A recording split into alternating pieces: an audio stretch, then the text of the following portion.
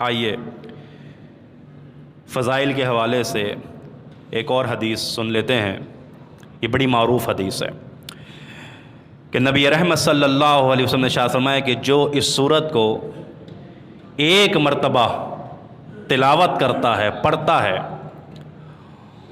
اس کو تہائی قرآن کا ثواب ملتا ہے. آپ 10 سپارے کہہ سکتے ہیں، ثواب ملتا ہے. پڑھنے کا ثواب ملتا ہے، پڑھنے کا. وہ سیکھنا، عمل کرنا، سکھانا وہ ایک الگ معاملہ ہے.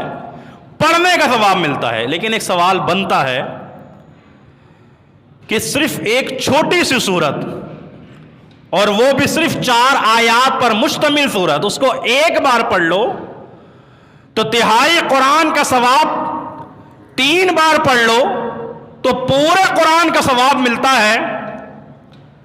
وجہ کیا ہے؟ جو حدیث کو نہیں مانتے نا، منکرین حدیث ہیں، وہ اس حدیث کے اوپر بڑا اعتراض کرتے ہیں. اللہ جزائے خیر دے شیخ حسین میمن حافظہ اللہ کو. انہوں نے بڑے ایسے 101، بلکہ اب تو اس سے بھی بڑھ گئے ہوں گے، جب میں شیخ صاحب کے ساتھ ہوا کرتا تھا، 101 سوالات جو تھے نا منکرین حدیث کے، جو انہوں نے حدیث پہ اعتراضات کیے تھے، اس کا جواب بڑا تسلی بخش دیا، بڑا تسلی بخش. آپ کبھی آپ کے پاس وقت ہو تو آپ ان کے خطابات ضرور سنا کریں، بڑا فائدہ ہوگا. جو دور حاضر کے جدید فتنوں کے حوالے سے جو ان کی گفتگو ہوتی ہے.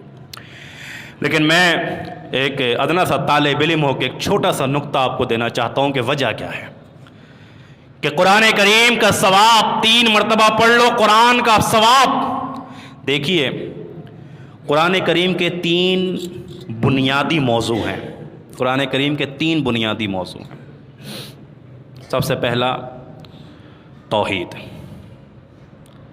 دوسرا معاملات، تیسرا قصص.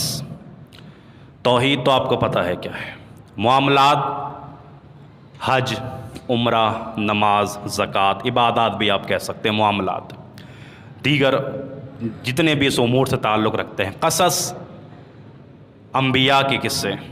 قرآن کریم میں جو انبیاء کے قصے بیان ہوئے ہیں، تقریباً ہر سپارے میں کچھ نہ کچھ بیان ہوتا ہے، سبق کے لیے، عبرت کے لیے، نصیحت کے لیے، میرے اور آپ کے لیے. پورے قرآن کے 3 بنیادی عنوان ہیں: توحید، معاملات، قصص. قصص کو ہٹا دیجئے، معاملات کو بھی ہٹا دیجئے، پیچھے کیا بچا؟ توحید. اس پوری سورت میں 4 آیات میں نہ معاملات کا ذکر ہے، نہ قصص کا ذکر ہے، مکمل طور پہ توحید کا ذکر ہے. تو ایک حصہ ہو گیا، ایک حصہ ہو گیا نا. 3 حصے تھے، ایک حصہ، پورا ایک حصہ جو اس کا عنوان ہے قرآن کا، وہ پورا ایک حصہ اس سورت کے اندر موجود ہے. اسی لیے مفسرین فرماتے ہیں کہ جو ایک دفعہ سورہ اخلاص کی تلاوت کر رہا ہے، اللہ اس کو اسی لیے تہائی قرآن پڑھنے کا ثواب دے رہا ہے، کیونکہ اس میں پورا قرآن کا ایک حصہ موجود ہے، وہ توحید ہے.